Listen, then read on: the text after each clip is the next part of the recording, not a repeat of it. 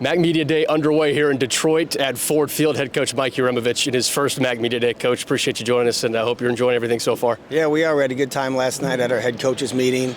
I was really excited for the players to get to go to the student-athlete event and spend some time with some other guys in the league and get to know them a little bit. So it was a good night, and today will be fun as well. You know all about foaling. Were you giving Kyle and Darren some pointers? I was trying to, but it sounds like they were 3-1 on the day, so they performed all right. I'd like to see them go undefeated against you're competing, so even if it's just playing fouling against the other teams in the MAC, you want to see them win.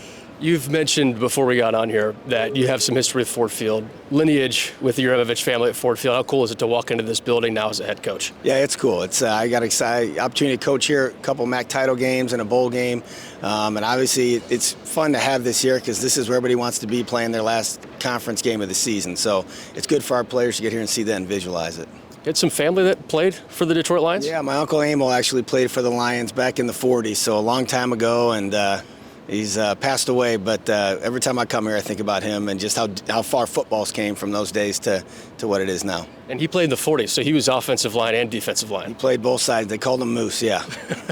World War II, right? Yep. Yeah, World War II veteran as well. So it's a cool story and something Uremovich just take a lot of pride in.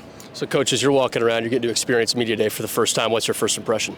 I said it's great to be back here, and it's good to be around the other head coaches. Some of them I've known for a while. A lot of them I just met for the first time, and I think there's 4 or 5 new head coaches in the conference, so it's good for everybody to get. Obviously, we all compete against each other, but, we're all here to help kids get where they want to go and have a great experience playing college football. How cool is it to be up here with Darren and Kyle, two of the leaders of this team? Yeah, it's great. I was excited for them, and they're showing highlights in the back on the other side over there. Both those guys making plays last year. It gets you excited for the season. And like I said, they'll do a good job today, and I'm excited for them to have the experience of getting asked the questions and kind of having to go through all the different stations here. Summer ball's in the books. Camp's coming up here in a couple of days. When you look at what summer was for this group, how did you assess what that group did?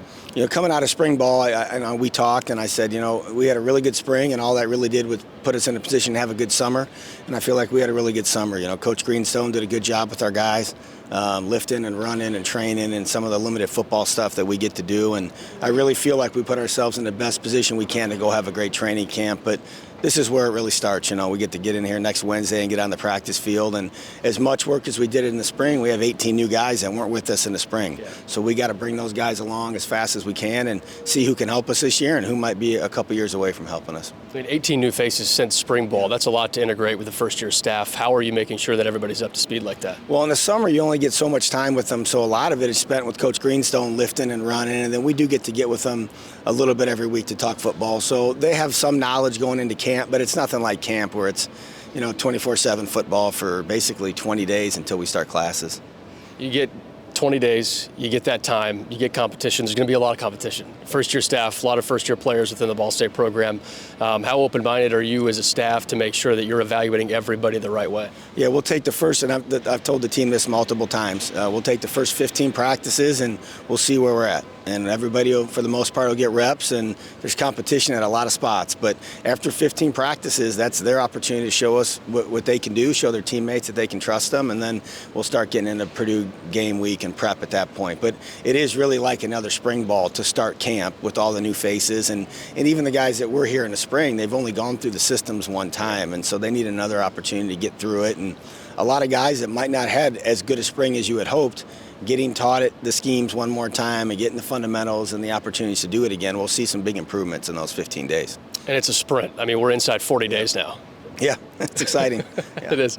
We mentioned competition. Just want to go through each room here individually. From a quarterback room standpoint, how are you evaluating that group right now? Yeah, I like where we're at there. We have good depth at that position, and all of the guys in our program right now fit what we want to do. And they need to be able to throw the ball, they need to be able to check plays, and they need to be able to run the ball. So you got to have depth at that position, because very rarely do you go through a season where whoever your starter is plays every single rep. Now, we'd love to have that, but that's not the reality of college football. So it's about getting your starters ready at every position, but especially at quarterback. But then it's building your depth. And the real challenge for us is going to be as soon as we can find that, because the number one's going to get all the plays. Kyle's going to get all the reps to start. But when the twos go, we got to have all these different guys compete, because as soon as we can find out who number 2 is, he needs to soak and get as many reps as he can get to try to get him ready to play. And that evaluation process is always ongoing with that room. Yeah, everybody's evaluation is ongoing every day, from being on time to lifting to doing what you're supposed to do academically to being in the building watching film. So that never stops. And I told our guys at the beginning of the summer, and even if you do get a starting spot, that doesn't mean you have it for 12 weeks. You're going to be evaluated how you perform on Saturdays, because that's where it counts. Looking at the running back room, new talent for Ball State fans to get to know: Quay Ashley, Jackson, TJ Horton returning amongst a lot of players. How would you look at that room right now? Those guys have done a nice job, and Alexander's had a great year, and Spiegel's coming off an injury, and Jalen Bonds is coming in as a freshman. So I like that room a lot, and I tell them all the time, make it to where we got to play more than one of you guys. If two of our best players are on offense, then we'll play with two tailbacks at a time. So, and those guys should all contribute on special teams. You're somebody who really prides this group on special teams. That seems like a big way for people to stand out early. It is, and it's an opportunity to get on the field, and sometimes guys don't get the starting spot they want, but they're playing so well on special teams that they get to travel, and somebody gets nicked up, and then they get in the game, and then they never look back, and they're playing. So special teams are important for us to win, but it also gives an opportunity to get guys to get on the field and play. How about offensive line? What's that group looking like? It's still a evaluation and process, because we got 4 or 5 new guys that came in this summer. I've thought of all the position groups, our O-line and D-line from the beginning of spring to the end of spring made the most progress. And we'll talk about D-line too, because both sides of the ball there, we have multiple new guys that came in after spring ball that are competing for spots. Offensively, you like to get where you're playing 5, and sometimes we played 6, and we thought we had 6 guys that were above the line. But defensively, we'll play as many as 12 if they're all good enough to play. And that's what I keep selling our D-line on, and Coach Swicky keeps selling them on, is those guys are going to be way better if they're playing 40 plays a game instead of 60.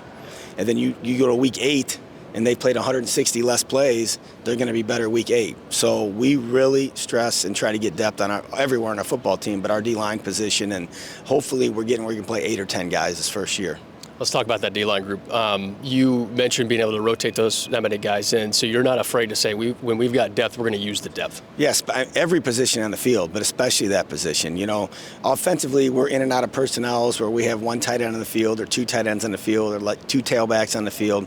But defensively, there's no way we should be playing less than 22 guys, because it's hard to run to the football like we want you to for 75 plays a game. But I'd like to be where we're playing 30 to 34 guys on defense.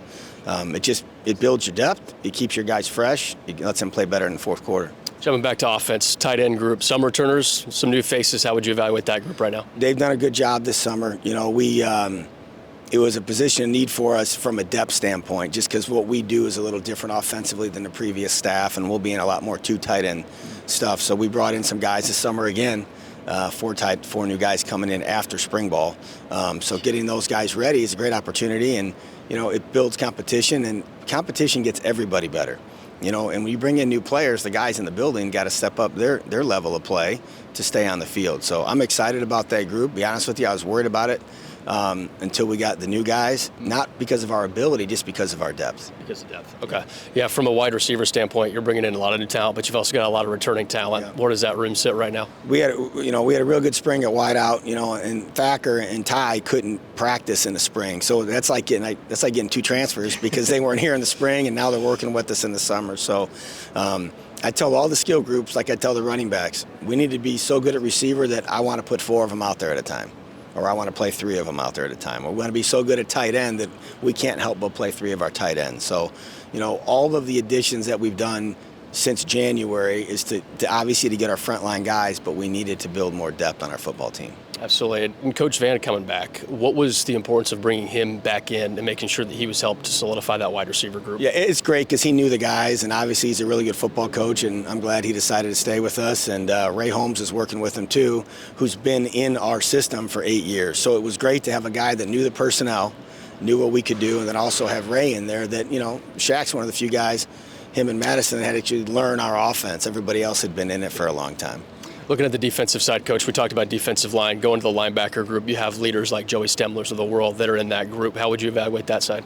Joey's had a great summer. That's one of the few positions on the team where we have a bunch of seniors. And again, we got 4 or 5 guys that can play there, and I'd like to see all of them practice to the point that we feel like we can play all of them. Those guys are the quarterback of our defense, and obviously it starts with Stemler, and he's had a great summer.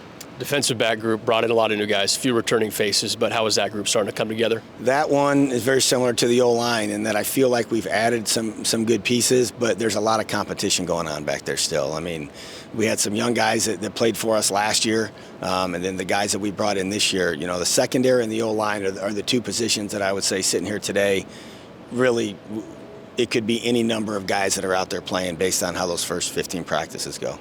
When you first walk in the door and you look at this defense, how would you say that it has progressed since you first walked in? We said the D-line's probably our most improved group. Looking at us from January when we got here until now, just watching our guys run, we just have a lot more depth. We're a lot longer on defense. We run better.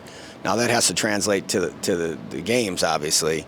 But I do feel that our depth is a lot better on defense, and we have answers in case a couple guys do get hurt, which is going to happen in college football. Yeah. Special teams group, Yep. Some new faces there from a kicking standpoint. Yep. How would you evaluate them? Both those two guys that came in are doing a real nice job, and we have returners at those positions too. So that's another position that is going to come down to a battle in camp. And a nice thing about kicker is it's kind of like a golf score. It's pretty subjective. As long as the snap is good, like you were this from 40 yards plus, you were this from 35 yards plus. So, we got 3 guys going after the kicking job and, a couple guys going after the punting job. So it's going to be fun to watch those guys compete. So we got golf and foaling in this conversation with Football Media Day. It's a pretty good day. Yeah, it is. I'm bad at both of them, but yeah. Got to get you out there to foaling. Coach, when you look at how the staff has been able to grasp this group together, I know you brought in a lot of guys that you've coached with before in the past, and we talked about this when you were hired, but you said it would be easier to integrate everything because you have so many coaches you're familiar with. How have you seen that actually in practice now that you're gone through the spring, you've gone through the summer, and you get ready for the fall? Yeah, just even getting ready for training camp our first year. I mean, our install meetings were 3 days because everybody knows the systems. I've been in places where your install meeting with your staff to get ready for camp was 10 days because everybody's still learning the playbook. Everybody's still learning what do we want to check to here. How do we want to do this on defense? If they're getting us on this play defensively, what's our adjustment going to be? And you're trying to talk through all that in the calmness of the summer. So as you get into a game plan week, it's thought out or in a game to make the adjustment. And the staff has done a great job of just bringing on a couple new guys and getting them up to speed with us. But the thing I think our staff's done the best job is just being around our players, having them over for dinner, taking them out to eat, getting to know them, doing things outside of football with them. Because that stuff is way more important than any play you job. What excites you most about this group now that you've been around for a couple months to get to know everybody? We have so much work to do, and I'm really excited for camp, but I'm not going to lie to you, I'm just really excited to watch them play. Yeah. In college football, you're only guaranteed, not guaranteed them because you could get injured, but our program's guaranteed 12 sacred Saturdays that we get to play. That's all we're guaranteed. And a midweek game. Yeah, and midweek, sorry. So 11 and a action game. But you have all of this preparation you do, from lifting to running to meetings to training to treatments to all the stuff you do is in preparation for those games. So I'm excited for our kids to play. Now, we're not ready yet, but we will be by the time we go play Purdue. What are you learning as a first-time FBS Division I head coach? I'm trying to learn how to delegate better because you just have more people at this level than I had at Butler. But football's football. I mean, if you're fundamentally sound and you're coaching high school, junior high, NAIA, Division III, FBS, Power 4, it doesn't matter. You got to block and tackle, and you got to have your staff on the same page, and you got to be in shape, and you got to be disciplined. But I am trying to learn how to delegate things better because we have a bunch of good people in our building. Let's get you to your favorite spot, the photo shoot station. I'd rather skip the rest of this and go home, but I'll head over there. Awesome, Coach. Appreciate you as always. Enjoy the rest of the media day and good luck this year. Thanks, brother.